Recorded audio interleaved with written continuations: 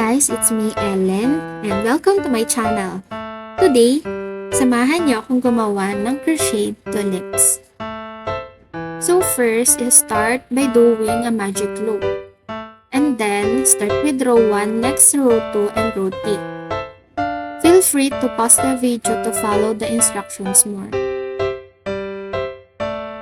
After doing that, one single crochet each stitch until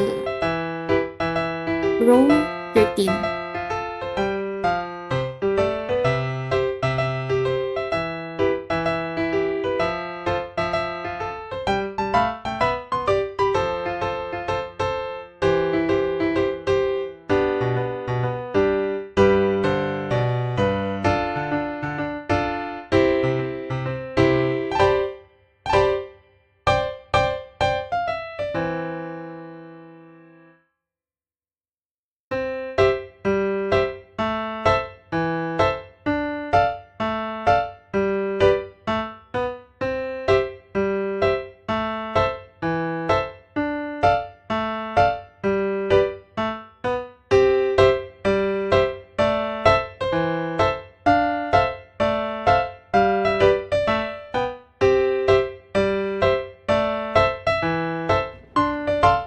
After that, we have now the bud.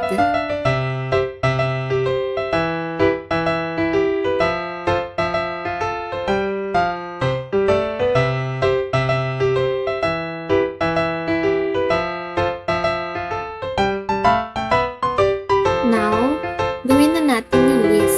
First, gumawa tayo ng chain na 45.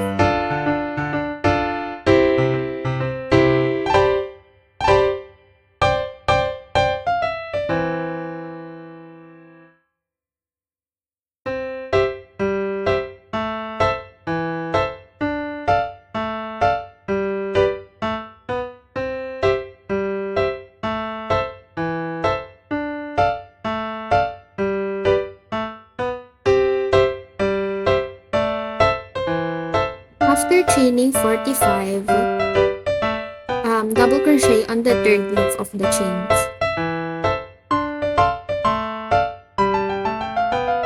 Do a double crochet then sa next chain and to the rest of the chains.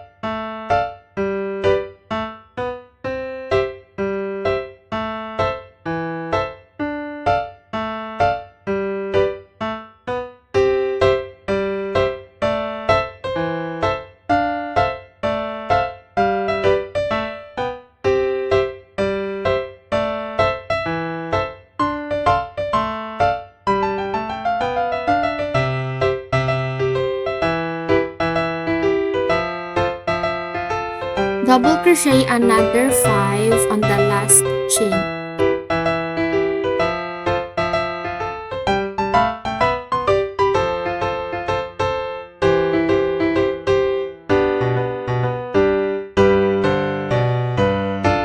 After that, double crochet sa next stitch and repeat lang to hanggang sa last stitch.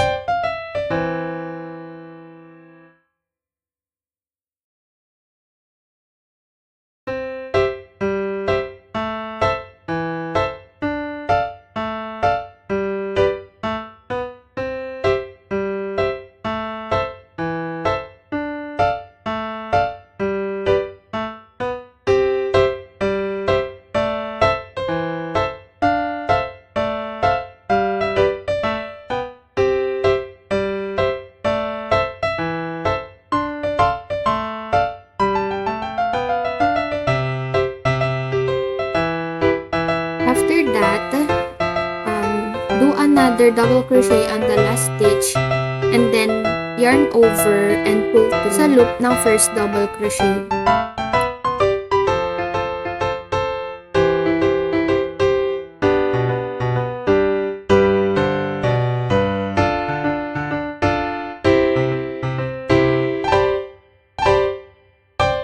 After nun, kailangan na natin kumuha ng floral wire at i-attach ito doon sa ginagawa nating leaf.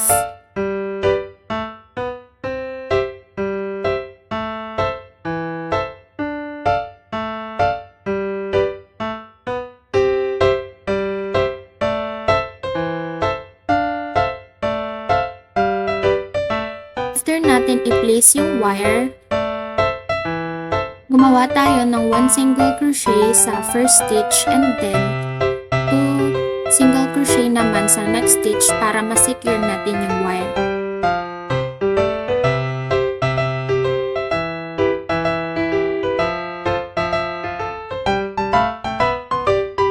Don't forget na mag-leave ng space sa wire kasi yun yung gagamitin natin later para ma-attach yung leaves sa stem.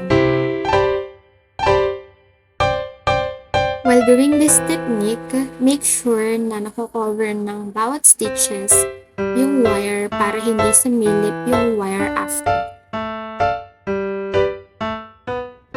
After securing the wire, mag 1 single crochet all the way the stitches before ng kalahati.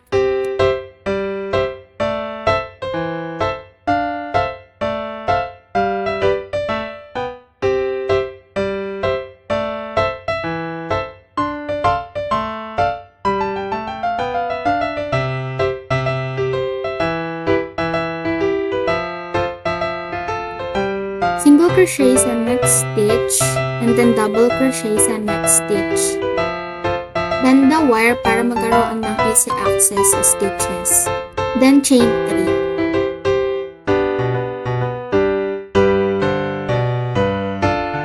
After chaining, yarn over and pull through sa first chain, then pull through sa loops na nasa hook. Yarn over the third stitch and pull through the loops. After that, sew on the next stitch until the last stitch.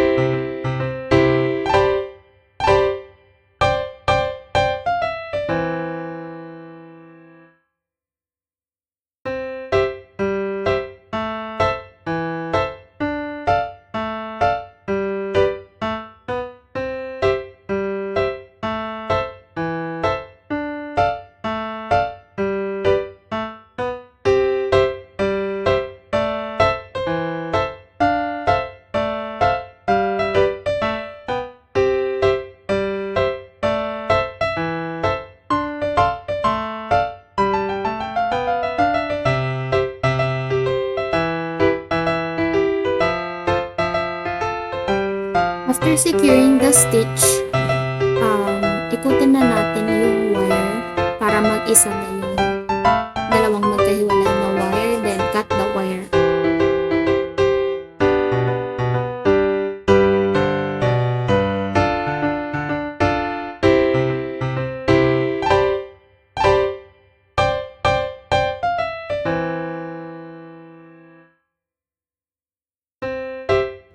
After that, remove na natin yung excess yarn na nakasabit dito para hindi na siya nakalaylay.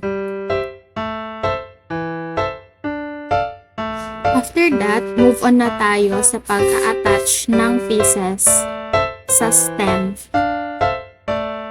First, ang technique ko is hot glue ko muna yung loob ng balloon stick. And balloon stick pala yung ginagamit ko guys para mas matibay siya for me kesa sa wire. Nag-a-add din po pala ako guys ng wire dyan before ko siyang ipasok doon sa mismong bud ng tulip para mas matibay siya at hindi siya maalis, matanggal kapag hinila.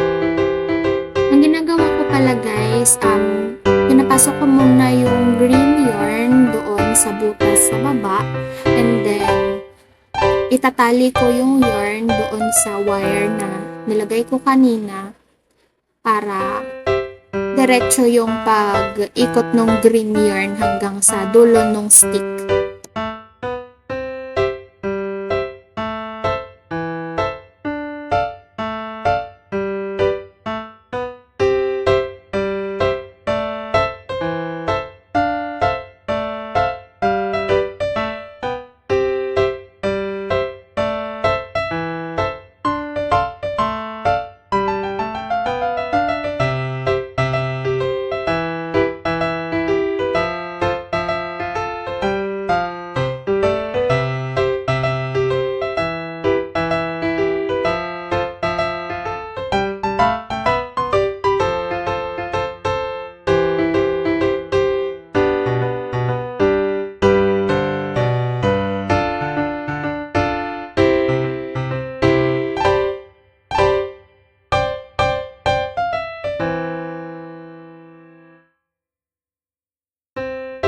So, after ma-attach yung bud doon sa stem, puputulin ko naman yung stem para mag-match yung laki ng bud sa stem.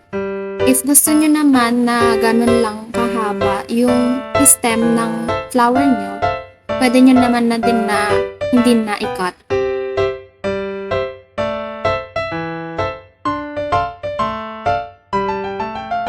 After nun, secure lang natin yung bud, then pwede na natin i-add doon sa loob ng bud yung synthetic fiber.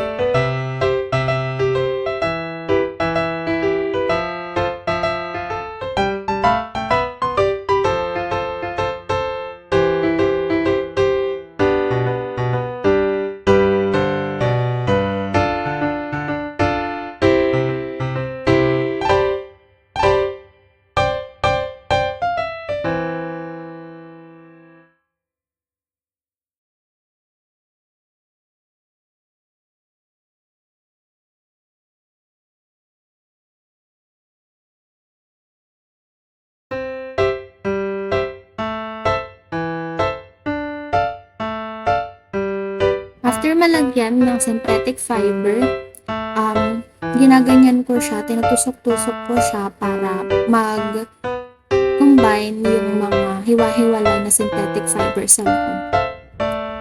After nun, itatali na natin siya, tatahin na natin siya ng pa-cross para magmukha na siyang tulip bud.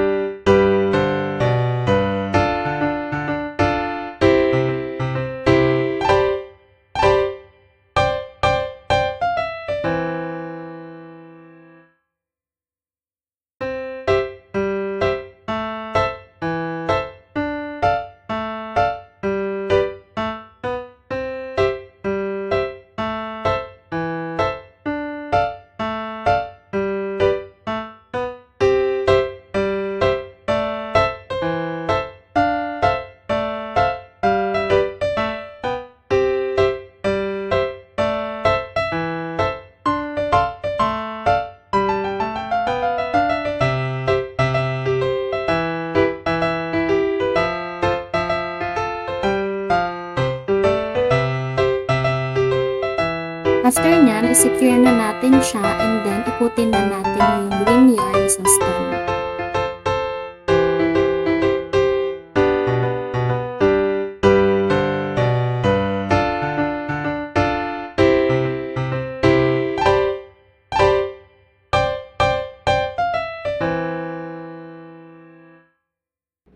There we go. And after nyan, attach na natin yung leaf na ginawa natin kanina. To attach, ipasok lang natin yung excess wire na ginawa natin kanina and baliin natin. And then, alisin natin muna yung leaf. Then, lagyan natin sa loob ng hot glue.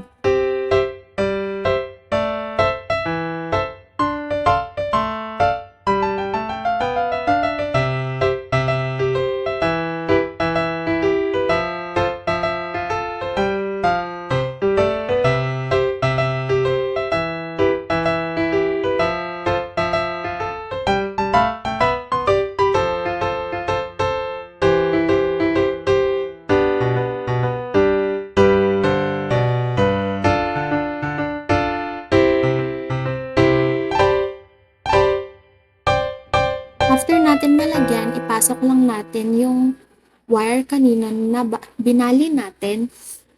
And then, i-attach na natin yung leaf. Yung excess pala na yarn dyan sa dulo guys, yun yung gagamitin natin para itahi yung leaf. And then, para matakpan na rin natin yung pinagbukulan dyan sa stem.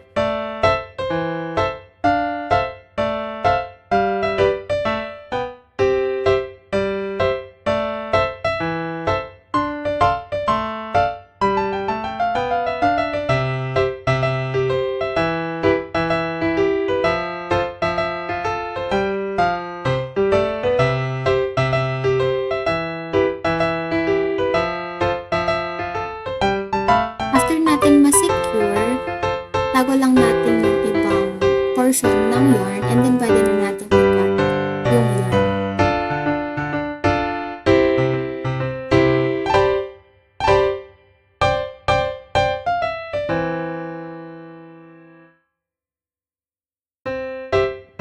And then yan na guys, ito na yung finished product na ating ginawang tulips. If you like this video, please like and subscribe. Thank you for watching.